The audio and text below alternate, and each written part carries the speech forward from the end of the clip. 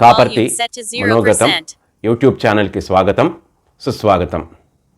ఎట్టకేలకు నరేంద్ర మోడీ గారు మన ప్రధానమంత్రి అన్నంత పని చేశాడు. సామాన్య ప్రజలు ఇంతకాలమైంది ఏంటి 12వ తారీఖు దాడి జరిగితే ఇంకా మోడీ స్పందించడం లేదు, ఏంది కథ, ఇంకా ఎప్పుడు అని ఎదురు చూస్తున్నారు.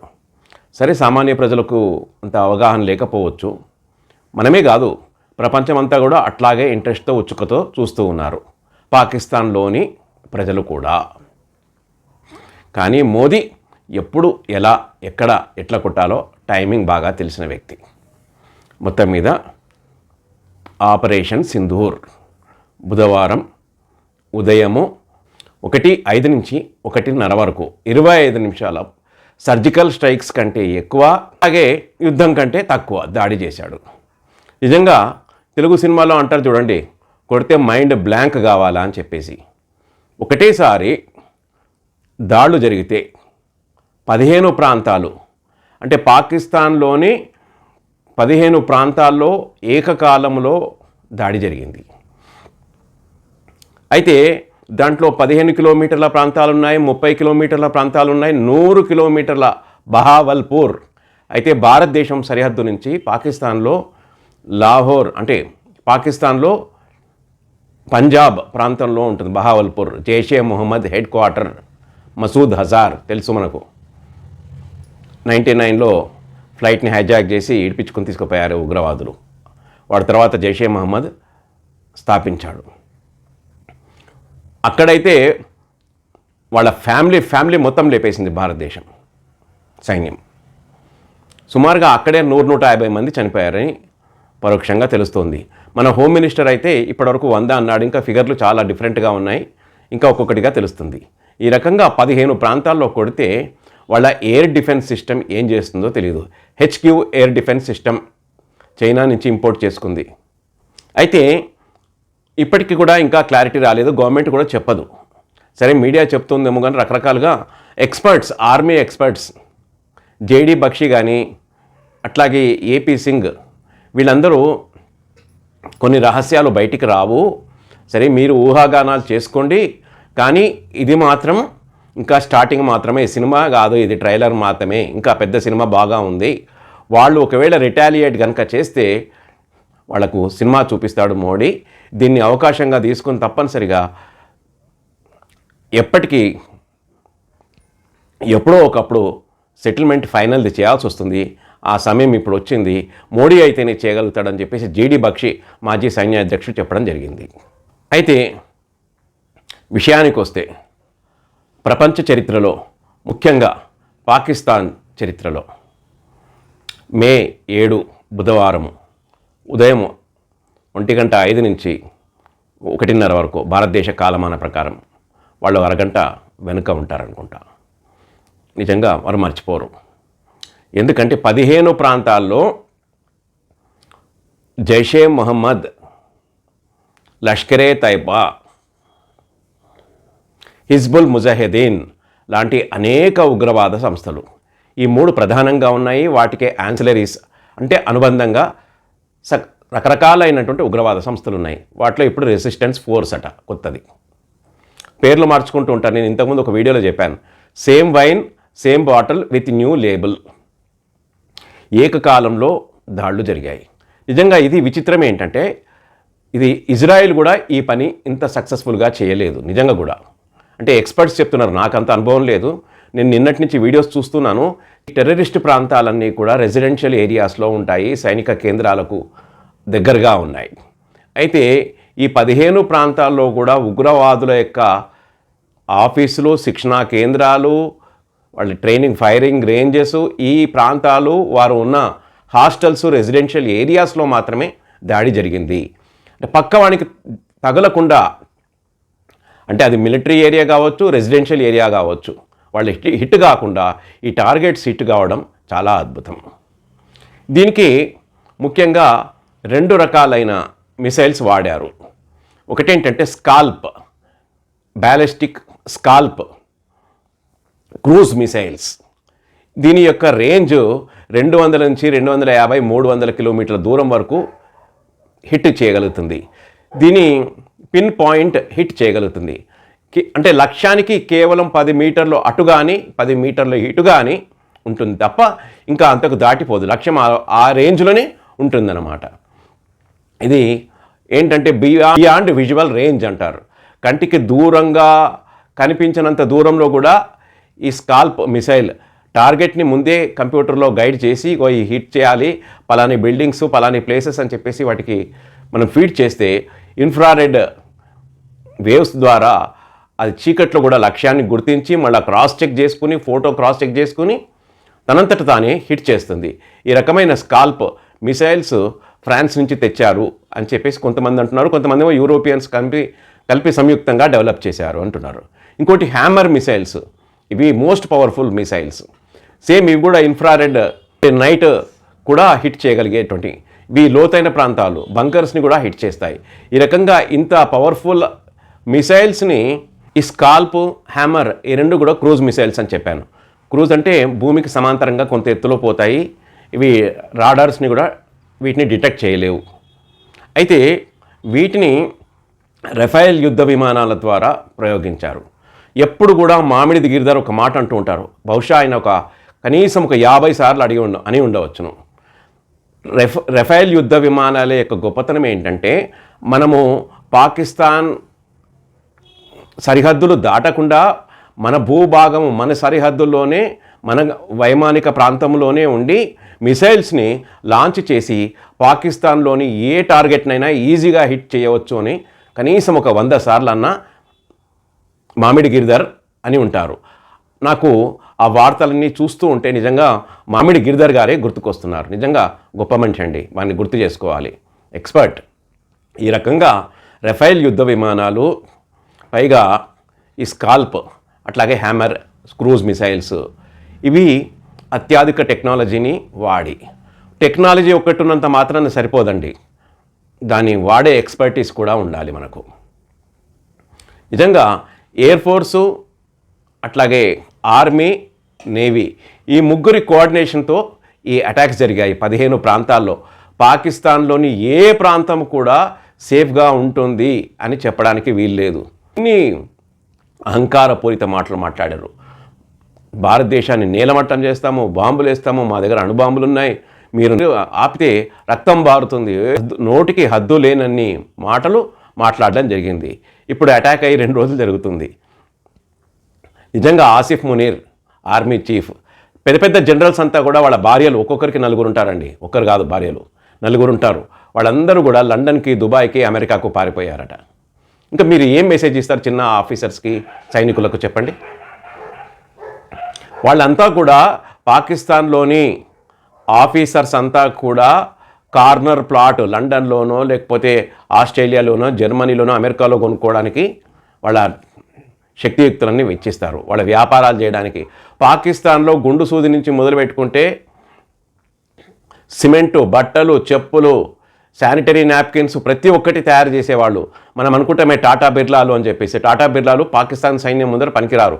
వారు చేయని పని లేదు, వ్యవసాయము, అట్లాగే సిగరెట్లు, బీడీలు, చుట్టలు, చాపలు, చెప్పులు, యుద్ధం తప్ప అన్ని పని చేస్తారు. కాబట్టి పరిస్థితి ఇక్కడికి వచ్చింది నిజంగా. కానీ అహంకారం మాత్రం వారికి తగ్గలేదు. చేసిందే తప్పుడు పని. ఉగ్రవాదులకు ఆశ్రయం ఇచ్చి, శిక్షణ ఇచ్చి, ట్రైనింగ్ ఇచ్చి అక్కడ పంపించి భార్యల ముందరనే మతం అడిగి, ప్యాంట్ ఇప్పి, లాగు ఇప్పి, ఇంకేమో చూసి చంపితే నిజంగా ఎంత అవమానకరం యావత్ సమాజానికి. కానీ పాకిస్తాన్కు మాత్రం నిర్లజ్జగా తాము ఏమి చేసినా నడుస్తుంది, మతం పేరుతో ఏం జరిగినా ఎవరు ఏమనరు, మాకు 57 దేశాల అండ ఉంది అనుకుంటున్నారు. కానీ ఇప్పుడు మెల్లమెల్లగా Saudi Arabia, Kuwait, Bahrain, Doha లాంటి అనేక గల్ఫ్ కంట్రీసు పాకిస్తాన్కు దూరం అవుతున్నాయి. వారు శాంతిని కోరుకుంటున్నారు. కొన్ని ఏదో పేర్లు ఎందుకు గాను ఒక 5-6 దేశాలు తప్ప. పాకిస్తాన్ ఇట్లాగే విర్రవేగితే, ఒకవేళ ఎస్కలేషన్ కనుక ఇంకెక్కువైతే, దాడులు కనుక జరిగితే పాకిస్తాన్ అంతు చూసే వరకు మోడీ నిద్రపోడు. మా దగ్గర 156 బాంబులు ఉన్నాయి. బాంబులుంటే సరిపోవు నిజంగా. ఆ బాంబులను తీసుకువెళ్ళడానికి కావాల్సిన నేవిగేషన్, శాటిలైట్ నేవిగేషన్ తప్పనిసరిగా కావాలి. ఆ నేవిగేషన్ కెపాసిటీ చైనా ఇస్తేది కానీ సరిపోదు. చైనా ఇవ్వదు.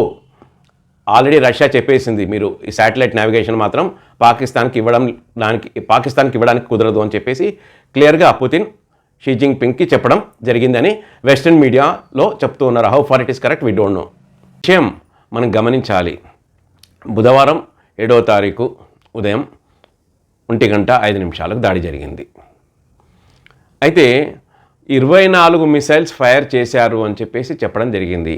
అంటే ఆర్మీ చెప్పినా అవతల వాళ్ళు చెప్పినా ఏ ఫిగర్స్ కూడా కరెక్ట్గా సాధ్యమైనంత వరకు ఉండవు. అయితే ఒక్క అలారం కూడా పాకిస్తాన్లో మోగలేదట. అంటే మిసైల్స్ రాగానే అలారం సిస్టమ్ అలర్ట్ అయిపోతుంది, మోగుతుంది. సరే, మనము డిఫెన్స్ సిస్టమ్ అలర్ట్ అవుతుంది, వాళ్ళు కూడా దాడి చేస్తారు. కానీ వాళ్ళ defence system, HQ defence system అసలు అలర్ట్ కాలేదు, మోగలేదు. అంటే మనది నేను ఇంతకుముందే చెప్పానే, ఇది రడార్కి అందకుండా పోతాయి క్రూజ్ మిసైల్స్ కింది నుంచి. కాబట్టి తర్వాత దాడి జరిగిన తర్వాత వీళ్ళు కూడా కొన్ని మిసైల్స్ అటాక్ చేశారు. రాజస్థాన్, గుజరాత్, పంజాబ్, జమ్మూ కాశ్మీర్ లాంటి ప్రాంతాల్లో. కానీ వాటినన్నింటినీ కూడా మనం integrated air defence S-400 Russia నుంచి తెచ్చుకున్నాం మనం. అది ఒక్కొక్క సిస్టమ్, దాన్ని ఒక బ్యాటరీ అంటారు, $100 కోట్ల అట్లాంటివి 5 తెచ్చుకున్నాం మనం. అయితే అవి కాకుండా మనం ఓన్గా డెవలప్ చేసినవి కూడా వాడాము. మొత్తం మీద పాకిస్తాన్ యొక్క మిసైల్ ఏది కూడా తమ యొక్క టార్గెట్ని రీచ్ కాలేదు. కాబట్టి ఇప్పుడు ఏం చేయాలో అర్థం కాక కొత్త పాట పాడుతోంది పాకిస్తాన్. ఏంటంటే ప్రార్థనా మందిరాలను భారతదేశం టార్గెట్ చేసింది, మా మస్జిద్లను టార్గెట్ చేసింది అని చెప్పేసి. అవును, చేస్తుంది మరి. ఎందుకంటే ప్రజలపైన దాడి చేయలేదు, అటాక్ చేయలేదు, ఆర్మీ జోలికి ఇంతవరకు పోలేదు. సాధారణంగా యుద్ధం అంటేనే సైనిక కేంద్రాలు, ఆ లక్ష్యాలపైన దాడి జరుగుతాయి. ఇంకా మనం సైనిక కేంద్రాల వైపుకు కూడా పోలేదు. ఉగ్రవాదుల యొక్క కేంద్రాలు, ఆ శిక్షణా కేంద్రాల వైపుకు మాత్రమే పోయి అక్కడ మాత్రమే దాడి చేశాం. అక్కడ నేను ఇంతకుముందే చెప్పాను మీకు, ట్రైనింగ్ సెంటర్స్ ఉంటాయి, హాస్టల్స్ ఉంటాయి, అట్లాగే ఫెసిలిటీస్, ఆయుధాలు దాచుకోవడానికి ఎట్ట ఫైర్ చేయాలి, ట్రైనింగ్ చేయాలి, మోటివేషనల్ క్లాసెస్, వాటితో పాటు ప్రార్థన మంది అక్కడ కూడా దాడి చేస్తాను. మరి చేయకపోతే నువ్వు చేసే పనే తప్పుడు పని. కాబట్టి అవన్నీ కప్పిపుచ్చుకోవడానికి, మభ్యపెట్టడానికి, అట్లాగే రిఫ్ట్ తీసుకురావడానికి, ముస్లిం దేశాల యొక్క మన్నన, ప్రేమను, సానుభూతిని పొందడానికి కోసం చెప్పేసే ప్రయత్నాలుగా మనము అనుకోవాలి. అయితే సరే, ఒక్క విషయం మళ్ళీ మాట్లాడుకుందాం మనం. ఆపరేషన్ సింధూర్ 26 మంది ఆడపిల్లల ఎదురుగా భర్తలను కాల్చి చంపారు. దాంట్లో అంతా కూడా యంగ్ కపుల్స్. నేను ఇంతకుముందే చెప్పాను. నేను మళ్ళీ నిన్న కొన్ని వీడియోస్ చూస్తుంటే కొన్ని పంజాబీ, గుజరాతీ, మహారాష్ట్ర ఫ్యామిలీస్ ఏంటంటే, మేమంతా మా కూతుర్లతో, అల్లుళ్ళతో, కొడుకులతో వచ్చాము, మేము ఇక్కడ కొండలు గుట్టలు ఎక్కి బైసరన్ వ్యాలీకి పోవాలి, మేము పోలేకపోతే పెహల్గాంలో ఉండిపోయాము, అక్కడ హోటల్స్లో తినుకుంటూ మంచిగా పెద్దవాళ్ళతో మాట్లాడుకుంటూ పిల్లలు మాత్రమే మేము పంపించాము, ఎందుకు రిస్క్ అని చెప్పేసి. కానీ వాళ్ళ కళ్ళ ముందరిని బిడ్డల యొక్క, కోడళ్ళ యొక్క పసుపు కుంకుమలు తీసిన పాపాత్ములకు తగిన శిక్ష ఇంతవరకు జరిగిందేమో కానీ ఇంకా చాలా జరగాలి. ఎందుకంటే ఇది మొండి ప్రాణాలు, అంత ఈజీగా పోవు. 100 మంది పోతే 1000 మంది పుట్టుకొస్తారు. ఎందుకంటే పాకిస్తాన్ బర్త్ రేట్ భయంకరంగా ఉంటుంది. కాబట్టి 100 మంది కాదు, 1000 మంది ఉగ్రవాదులను చంపినా తక్కువే. కానీ ఆ ఉగ్రవాదులే కాకుండా ఆ ఉగ్రవాదులకు పెంచి పోషించి శిక్షణ ఇచ్చే ISI, పాకిస్తాన్ ఆర్మీకి కూడా తగిన శిక్ష జరగాలి. అయితే అలా జరుగుతుంది, మోడీకి కూడా తెలుసు. ఒకవేళ పాకిస్తాన్ కనుక రిటాలియేట్ చేస్తే అంతకంటే ఎక్కువ రిటాలియేట్ చేద్దాము అని చెప్పేసి భారత సైన్యం ఎదురు చూస్తుంది, భారత ప్రభుత్వం ఎదురు చూస్తుంది. అయితే జమ్మూ, పుంచ్ లాంటి ప్రాంతాల్లో హిందువులు, సిక్కులు ఎక్కువగా ఉంటారు, సరిహద్దు ప్రాంతం. అక్కడ హిందువుల యొక్క టెంపుల్స్ పైన, ఇళ్ల పైన, సిక్కుల యొక్క గురుద్వారాల పైన దాడులు జరుగుతున్నాయి. ఇప్పటికి 15-16 మంది అమాయక ప్రజలు చనిపోవడము జరిగింది. ఈ రకంగా పాకిస్తాన్కి ఎటువంటి అంతర్జాతీయ నియమాలు, నిబంధనలు వర్తించవు. ఎందుకంటే యుద్ధ సమయంలో రెసిడెన్షియల్ ఏరియాస్ని, అట్లాగే ప్రార్థనా మందిరాలపైన దాడులు చేయకూడదు అన్నది నియమం. ఆ నియమాలు ఏవి కూడా పాటించదు పాకిస్తాన్, కానీ ఎదుటివాళ్ళు పాటించాలని చెప్పేసి ఆశిస్తుంది పాకిస్తాన్. ఫ్రెండ్స్, ఇంకా చాలా చెప్పేది ఉంది. మరొక విషయం ముగించే ముందు ఒక విషయాన్ని చెప్పాలి. సరే, ఆపరేషన్ సింధూర్ దాడి జరిగింది, తర్వాత ఆర్మీ బ్రీఫ్ చేసింది తెల్లారి. అప్పుడు 7వ తారీఖు 10 గంటలకు మాట్లాడింది.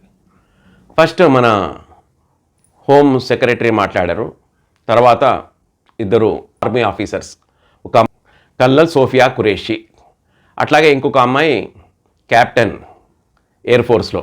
వీళ్ళిద్దరే బ్రీఫ్ చేశారు, ఎట్ట దాడి జరిగింది, ఎంత సమయం పట్టింది, మేము ఎట్లా అటాక్ చేసాము అని చెప్పేసి బ్రీఫ్ చేశారు. కాబట్టి ఆడపిల్లల పసుపు కుంకుమలు తీసినందుకు ఆడపిల్లలే జవాబు చెప్పినట్టుగా సెంటిమెంట్గా భారత ప్రభుత్వం వారితోటి చెప్పించగలిగింది. నిజంగా ఈ సోఫియా ఖురేషీ బుధవారము 1:05 జరిగింది, 1:30 వరకు, అంటే 25 నిమిషాలు జరిగిందని చెప్పుకున్నాం. అంటే తెల్లవారగానే బుధవారం ఉదయం 10 గంటలకు డిఫెన్స్ సెక్రటరీ బ్రీఫ్ చేశాడు మీడియాతోటి. ముందే చెప్పాడు, అనౌన్స్ చేశారు బ్రీఫ్ చేస్తుంది మీడియా అని చెప్పేసి. మీడియాకు గవర్నమెంట్ బ్రీఫ్ చేస్తుందని చెప్పడం జరిగింది. దాంట్లో భాగంగా డిఫెన్స్ సెక్రటరీ బ్రీఫ్ చేశారు. తర్వాత ఆర్మీ ఆఫీసర్స్, ఇద్దరు ఆర్మీ ఆఫీసర్స్, అంటే ఒక అమ్మాయి ఏమో కల్నల్ సోఫియా ఖురేషీ. ఈ అమ్మాయికి ఈ అమ్మాయి అంటే బిపిన్ రావత్కి చాలా గౌరవం. ఈ అమ్మాయిని బాగా హైలైట్ కూడా చేశాడు. ఈ అమ్మాయి ధైర్య సాహసాలకు, శక్తి సామర్థ్యాలకు గొప్ప నిదర్శనము. ఈ అమ్మాయి భవిష్యత్తులో మంచి పేరు సంపాదిస్తుంది అని చెప్పేసి బిపిన్ రావత్ గారు చెప్పడం జరిగింది. ఈమె అట్లాగే అనేక ఇంటర్నేషనల్ ఆపరేషన్స్లో కూడా, అంటే పీస్ కీపింగ్ ఫోర్సెస్లో కూడా పనిచేసింది. వాళ్ళ ఫ్యామిలీ మొత్తం ఆర్మీ అంటాం. వాళ్ళ తండ్రి, వాళ్ళ 4 ఫాదర్స్ కూడా ఆర్మీలోనే ఉన్నారు. వాళ్ళ నాన్న మాట్లాడుతూ, ఆయన పేరు నాకు అర్థం కాలేదు, పాకిస్తాన్ అన్నది అసలు దేశము ఈ భూమి మీద ఉండడానికే వీల్లేదు, అంత దుర్మార్గమైన దేశము అని చెప్పడం జరిగింది. ఈ రకంగా మీడియాలో వాళ్ళ నాన్న కూడా మాట్లాడాడు. అట్లాగే సింగ్ పైలట్, అంటే బహుశా ఈ అమ్మాయి రఫేల్ యుద్ధ విమానాన్ని నడిపినట్టుంది.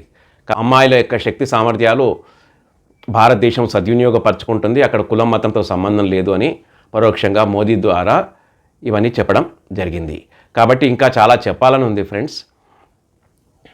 అలాగే కంటిన్యూ చేయడానికి నేను ప్రయత్నం చేస్తాను. నేను ఇచ్చిన కాంటెంట్ కనుక మీకు నచ్చితే మీ బంధుమిత్రులకు షేర్ చేయండి. వారు సబ్స్క్రైబ్ చేసుకోకపోతే చేసుకోమని చెప్పండి. తద్వారా మీరు నాకు మరింత మంచి కాంటెంట్ ఇవ్వడానికి అవకాశము ఇచ్చిన వారు అవుతారు. జై హింద్.